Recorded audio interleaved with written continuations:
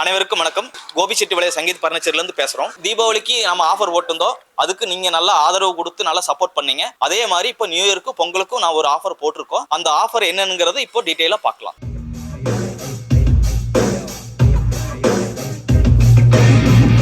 3 door பீரோ பார்த்தீங்கன்னா நம்மளுக்கு வந்து 13,499 ரூபா.